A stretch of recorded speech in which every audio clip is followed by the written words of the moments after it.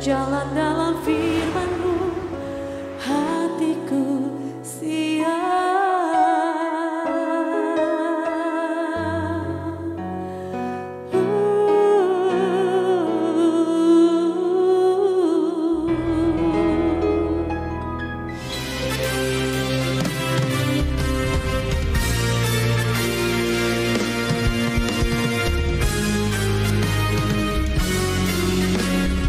Saudara-saudara, catat tanggal dan waktunya pada hari Jumat tanggal 22 Desember 2023 pukul 18.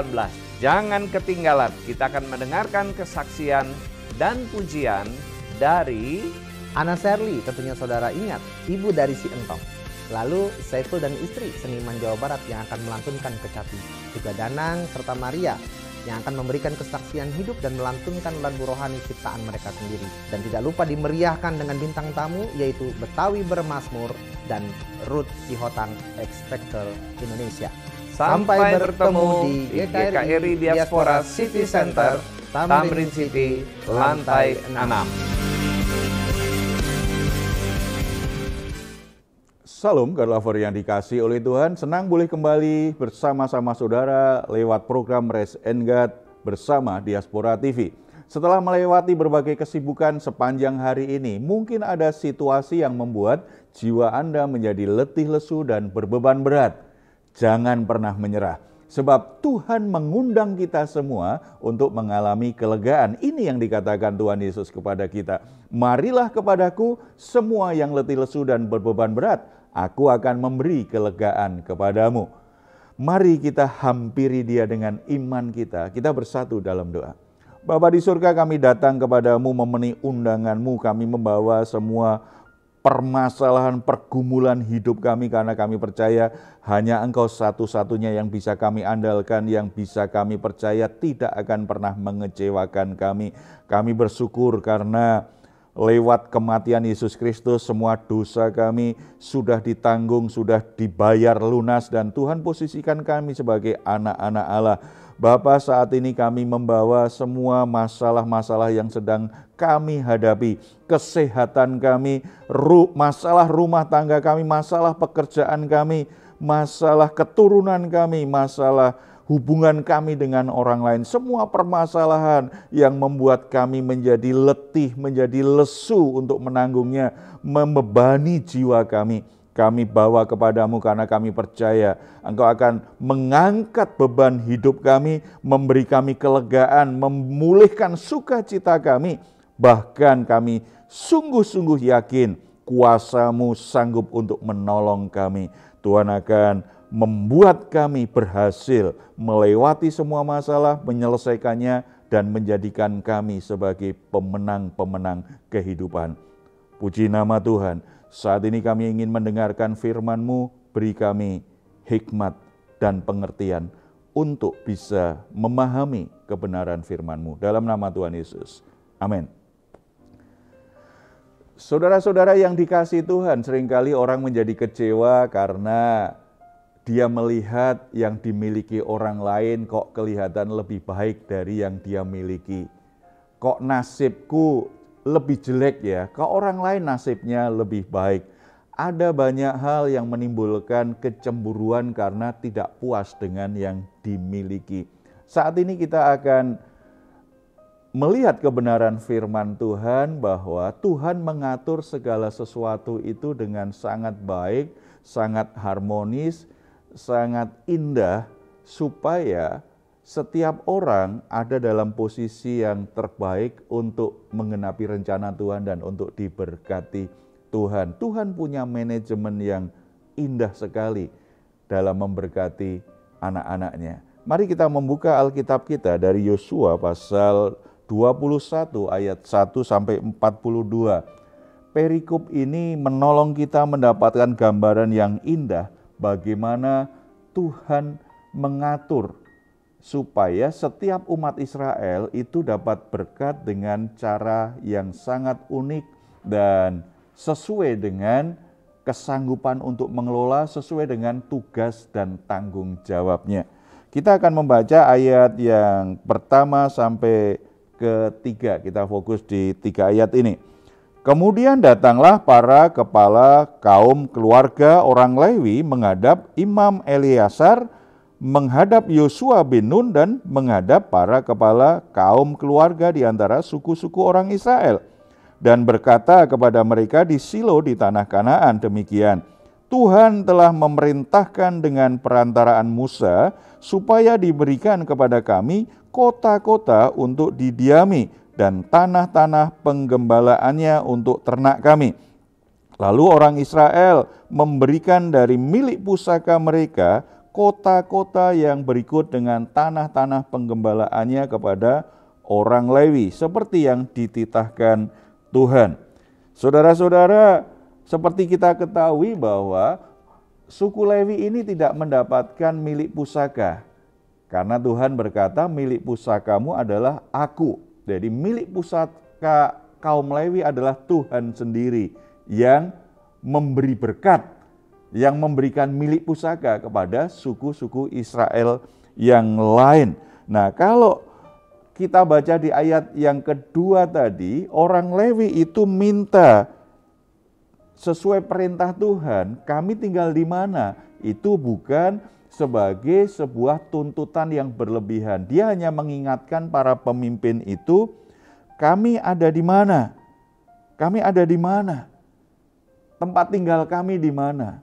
Karena Tuhan sudah mengatur bahwa orang Lewi akan menempati tempat-tempat di antara tempat yang dimiliki suku-suku yang lain. Jadi orang-orang Lewi ini disebarkan oleh Tuhan untuk ada di tengah-tengah setiap suku Israel yang sudah mendapatkan milik pusaka.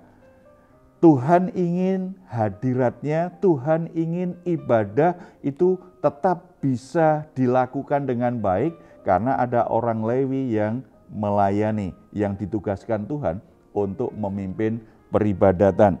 Sebagai pelayan Tuhan, tentu saja umat itu harus memberi perhatian. Makanya ayat 3 itu juga baik sekali karena orang Israel kemudian memberikan sebagian milik pusaka mereka kepada orang-orang Lewi. Di sini kita bisa lihat bagaimana manajemen Tuhan tentang berkat untuk umatnya itu indah sekali. Semua sudah diberi tempat, lalu ada orang yang memang ditugaskan khusus melayani rumah Tuhan, melayani Tuhan lewat peribadatannya. Berarti berkat yang diberikan Tuhan kepada semua suku Israel itu ternyata ada maksud lain. Kamu boleh tinggali, kamu boleh nikmati, tapi ingat, kamu juga punya tugas, kamu punya tanggung jawab untuk memberi perhatian, untuk berbagi kepada orang-orang Lewi. Makanya dalam tradisi di Perjanjian Lama, Tuhan menetapkan persembahan-persembahan untuk mendukung kehidupan orang-orang Lewi. Tidak hanya umat Israel itu memberikan sebagian tanahnya untuk ditempati orang Lewi, tetapi mereka juga memberikan persembahan-persembahan di mana persembahan itu sebagian itu dipakai untuk mendukung kehidupan orang-orang yang melayani ini. Tuhan mengatur sedemikian rupa dengan berbagai macam persembahan. Ada persembahan persepuluhan, ada persembahan khusus, ada persembahan-persembahan yang lain. Tuhan mengaturnya sedemikian rupa, intinya sebenarnya supaya semua orang itu mendapatkan berkatnya. Tidak hanya umat Israel yang mendapat berkat, tetapi orang Lewi juga dijamin untuk mendapatkan berkat lewat umat Israel.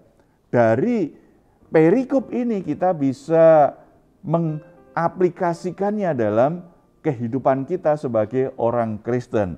Yang pertama, sebagai jemaat. Sebagai jemaat, kita harus punya sikap seperti umat Israel di masa itu. Orang Lewi punya hak untuk mendapat bagian dari milik pusaka setiap suku dan mereka rela untuk memberikannya. Demikian juga orang Lewi punya hak untuk mendapatkan sebagian dari persembahan. Umat Israel melakukan tanggung jawabnya memberi persembahan. Sehingga suku Lewi ini tidak hanya mendapat tempat, tetapi juga kehidupannya tercukupi dengan baik. Sebagai jemaat kita harus bisa juga melakukan tanggung jawab kita dengan baik. Untuk mendukung pekerjaan para hamba Tuhan, untuk mendukung kehidupan para hamba Tuhan melalui persembahan-persembahan yang kita salurkan, kita berikan, kita bawa dalam ibadah di gereja. Kalau jemaat tidak punya komitmen mengerjakan tanggung jawabnya, tidak mau berbagi berkat, tidak mau mentaati, memberikan persembahan-persembahan sebagaimana seharusnya dibawa ke rumah Tuhan, maka sama saja dia menikmati berkat Tuhan tetapi tidak lakukan tugasnya dengan baik. Karena sebagian berkat yang Tuhan berikan itu Tuhan atur supaya melalui kita bisa mendukung pekerjaan Tuhan dan mendukung kehidupan para hamba Tuhan. Memang tidak bisa dipungkiri, kadang-kadang ada hamba Tuhan tertentu menjadi batu sandungan, bahkan mungkin menyalahgunakan wewenangnya dalam hal mengelola persembahan gereja. Itu memang ada, tetapi kesalahan beberapa orang tidak boleh membuat hati kita tidak mentaati Tuhan. Tidak boleh membuat kita akhirnya tidak lakukan tanggung jawab kita dengan baik sebagai jemaat. Kita melakukannya karena kita mengasihi, menghormati, dan mentaati Tuhan. Bukan karena kesempurnaan hamba Tuhan yang melayani di gereja. Sekarang dari sisi hamba Tuhannya. Dari sisi hamba Tuhan. Sebagaimana orang Lewi, tidak boleh dia hanya dapat bagian tanah dari suku-suku yang ada di Israel, kemudian dapat persembahan, menikmati sebagian dari persembahan untuk kehidupan pribadi. Setelah itu mereka menelantarkan pelayanan. Mereka tidak mau melayani ibadah dengan baik. Mereka tidak mau melayani umat dengan baik. Itu juga pasti nggak benar. Sebagai hamba Tuhan ini juga menjadi sebuah peringatan bagi kita. Kita ditempatkan Tuhan, dipanggil khusus oleh Tuhan untuk menyalurkan berkat Tuhan lewat pelayanan rohani kita, lewat pemberitaan firman Tuhan kita, lewat doa-doa kita, lewat hal-hal yang menguatkan, yang membangun kehidupan jemaat, lewat perkataan-perkataan kita yang akhirnya menggerakkan hati jemaat untuk lebih mencintai Tuhan, untuk lebih sungguh-sungguh beribadah kepada Tuhan. Kita punya tanggung jawab sebagai hamba Tuhan. Kita dipanggil untuk memberikan waktu yang khusus, waktu yang lebih banyak dari jemaat. Apalagi kalau kita menyebut sebagai hamba Tuhan full-timer. Berarti waktu terbaik kita, waktu terbanyak kita untuk apa? Untuk melayani Tuhan. Lewat melayani jemaat. Sebagai hamba Tuhan kita harus lakukan tanggung jawab kita sebaik-baiknya. Lewat kehadiran kita, lewat pemberitaan firman Tuhan yang kita sampaikan, lewat pelayanan-pelayanan kita, jemaat harus sungguh-sungguh terlayani dengan baik. Lakukan semuanya sebaik-baiknya dengan persiapan yang terbaik. Itu tanggung jawab sebagai hamba Tuhan. Nah, jemaat akan dipakai Tuhan menjadi saluran berkat untuk memenuhi kebutuhan kita. Kalau lewat jemaat, akhirnya ada orang-orang yang memberkati hidup kita. Kita harus mengelolanya dengan baik. Sebagai hamba Tuhan, kita tidak boleh menjadi batu sandungan dengan gaya hidup yang sepertinya kita menggunakan keuangan dengan cara yang tidak bertanggung jawab. Kita harus jadi teladan dalam hal gaya hidup, dalam hal menggunakan keuangan, dalam hal mengelola berkat. Sebagaimana jemaat juga harus kita ajar bisa mengelola berkat dengan baik. Ketika hal ini bisa terjadi dengan baik, maka Tuhan akan mempercayakan berkat kepada baik kepada jemaat maupun hamba Tuhan yang melayani dengan baik. Karena kita mengikuti aturan manajemen kerajaan Allah yang Tuhan sudah tetapkan terkait dengan berkat-berkatnya. Mari kita bersatu dalam doa.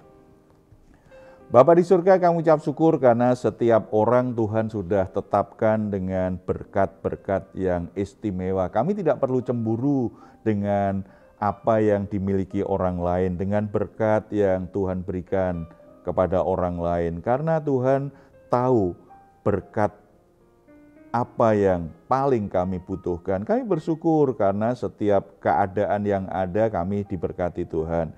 Biarlah kami belajar seperti umat Israel untuk juga memperhatikan kehidupan hamba-hamba Tuhan yang melayani kami. Kami membagikan berkat itu, kami memberikan persembahan dengan penuh ketaatan, bukan karena hamba Tuhan sempurna, bukan karena hamba Tuhan tidak punya kelemahan dan kekurangan, tetapi kami melakukannya karena kami mengasihi dan menghormati Tuhan. Kami ingin mentaati firman Tuhan sebaik-baiknya. Sebagai hamba Tuhan, kiranya kami semua juga belajar untuk introspeksi. Mungkin kami jadi batu sandungan, kami tidak sungguh-sungguh memberi waktu terbaik dalam melayani, atau kami tidak mengelola berkat Tuhan yang kami terima lewat jemaat yang terberkati, yang Tuhan gerakkan, yang Tuhan sudah berkati. Sehingga hidup kami jadi batu sandungan, membuat jemaat tidak lagi antusias untuk memberikan persembahan kepada Tuhan, untuk melayani Tuhan, untuk memuliakan Tuhan dengan harta mereka. Tuhan, ampuni kami, beri kami hikmat kebijaksanaan, supaya para hamba Tuhan sungguh-sungguh bisa menjadi teladan, bertanggung jawab dengan tugas pelayanannya dengan baik. Bapa, karena Engkau yang mengatur berkat, kami mau belajar untuk bisa bersyukur dan menerima apa yang Tuhan sudah berikan kepada kami saat ini. Kami tidak mau mengeluh, kami tidak mau cemburu dengan berkat orang lain, tetapi kami akan menikmati apa yang ada. Kami akan mengelola sebaik-baiknya dengan yang ada.